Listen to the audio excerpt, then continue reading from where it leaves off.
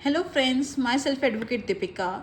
So today we will learn about undue influence under Indian Contract Act 1872. So undue influence is under section 16 of Indian Contract Act.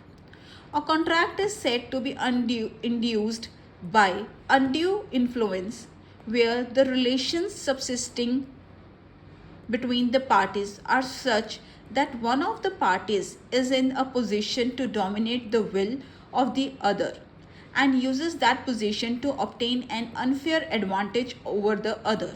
So, when a person is deemed to be in a dominating position where he holds a real or apparent authority over the other, for example, master and servant. Next is where he stands in a fiduciary relation to the other, for example, doctor and patient.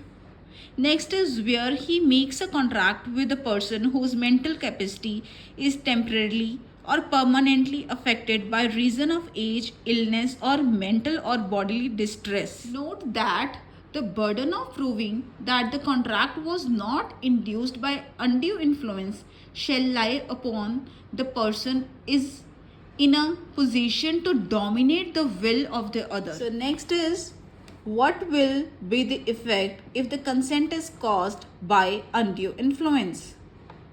Agreement is voidable at the option of aggrieved party. Aggrieved party has the option to cancel the contract.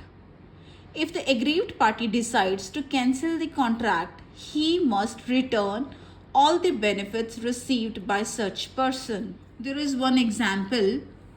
A teacher forces his student to sell his brand new watch in a very nominal prices in order to get good grades in the examination.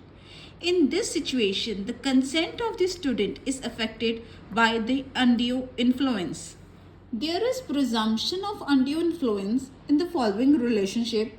For example, parent and child, guardian and ward, doctor and patient, trustee and beneficiary, etc. However, there is no presumption of undue influence in case of relationships of landlord and tenant, debtor and creditor, and last one is husband and wife. So this is all for today's lecture.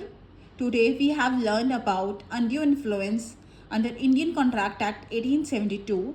I hope you like this video. Thank you.